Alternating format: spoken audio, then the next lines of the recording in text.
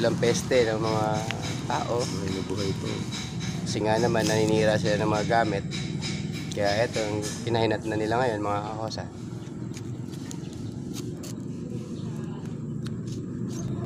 Mag-iingat po tayo palagi mga kakosa sa mga daga. Lalo-lalo na po sa mga dumi at sa ihi po nila na nahalo po sa baha, sa tubig baha. Yan ang pag-asa. Alam niyo naman po yung sakit na makukuha natin sa mga daga, yung leptospirosis po. Malalang sakit na pwede po nating ikamatay.